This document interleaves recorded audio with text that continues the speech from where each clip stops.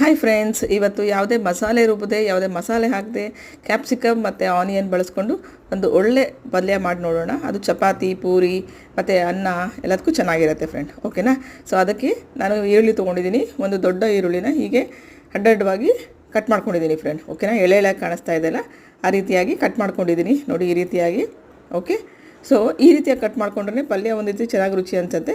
ಮತ್ತು ಇಲ್ಲಿ ಒಂದು ದೊಡ್ಡ ಕ್ಯಾಪ್ಸಿಕಮ್ನ ಈ ರೀತಿಯಾಗಿ ತೆಳ್ಳಗೆ ಉದ್ದನೆಯಾಗಿ ಕಟ್ ಮಾಡ್ಕೊಂಡಿದ್ದೀನಿ.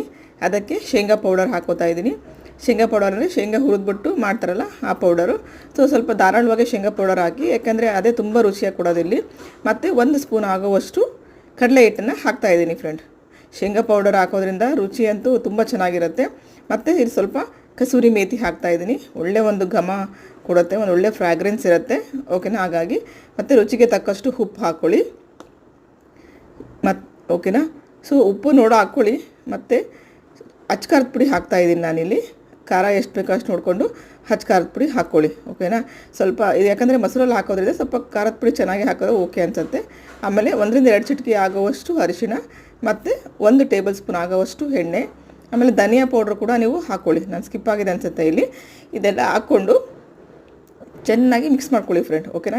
ಈ ಮಿಕ್ಸ್ ಚೆನ್ನಾಗಿ ಹಾಕಬೇಕು, ಯಾಕಂದರೆ ಇದು ಎಲ್ಲ ಏನು ಇಂಗ್ರೀಡಿಯೆಂಟ್ಸ್ ಹಾಕಿದ್ದೀವಲ್ಲ ಅದೆಲ್ಲ ಚೆನ್ನಾಗಿ ಮಿಕ್ಸ್ ಆದ್ರೇ ಒಂದು ಒಳ್ಳೆ ಟೇಸ್ಟನ್ನು ಅದು ತರಲಿಕ್ಕೆ ಸಾಧ್ಯ ಆಗ್ತದೆ. ಹಾಗಾಗಿ ಓಕೆನಾ? ನೋಡಿ, ಈ ರೀತಿಯಾಗಿ ನಾನು ನೀಟಾಗೆಲ್ಲ ಮಿಕ್ಸ್ ಮಾಡ್ಕೊಂಡಿದ್ದೀನಿ ಫ್ರೆಂಡ್. ಓಕೆನಾ?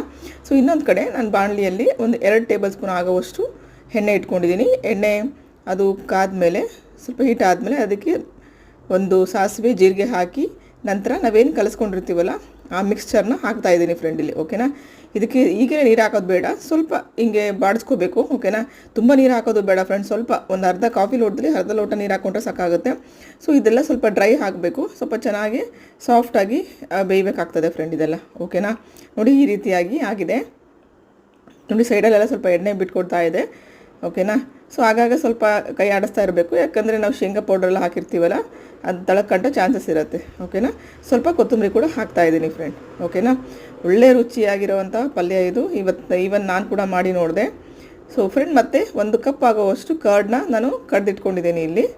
ಓಕೆನಾ? ಮಜ್ಜಿಗೆ ಹಾಕಿದ್ರೆ ಚೆನ್ನಾಗಿ ಅನಿಸಲ್ಲ, ಕರ್ಡ್ನ ಕಡ್ದಿಟ್ಕೊಂಡು ಹಾಕಿದ್ರೆ ಒಳ್ಳೆ ಟೇಸ್ಟ್ ಅನಿಸುತ್ತೆ ನೋಡಿ. ಇವಾಗ ಈ ಮಿಶ್ರಣ ಎಲ್ಲ ಫುಲ್ಲು ತಣ್ಣಗಾದ ಮೇಲೆ, ಓಕೆನಾ, ನಾವೇನು ಕಡ್ದಿಟ್ಕೊಂಡಿರ್ತೀವಲ್ಲ ಕರ್ಡ್ನ ಅದನ್ನು ಹಾಕ್ಬಿಟ್ಟು ಅದನ್ನು ನೀಟಾಗಿ ಮಿಕ್ಸ್ ಮಾಡೋಣ. ಈಗ ನೋಡಿ, ಈ ರೀತಿಯಾಗಿ ಮಿಕ್ಸ್ ಮಾಡೋಣ. ನೋಡಿ, ಮಿಕ್ಸ್ ಮಾಡಿದ್ರೆ ಒಂದು ಒಳ್ಳೆ ಪದಾರ್ಥ, ಒಂದು ಒಳ್ಳೆ ಪಲ್ಯ ಚಪಾತಿ ಜೊತೆಗೆ, ಪೂರಿ ಜೊತೆಗೆ ರೆಡಿಯಾಗಿದೆ ಫ್ರೆಂಡ್. ಓಕೆ ಫ್ರೆಂಡ್, ನೋಡಿ ಎಷ್ಟು ಚೆಂದ ಕಾಣಿಸ್ತಾ ಇದೆ. ಸೊ ಫ್ರೆಂಡ್ಸ್, ನೋಡಿ, ನೀವು ಕೂಡ ಮನೇಲಿ ಟ್ರೈ ಮಾಡಿ. Thank you.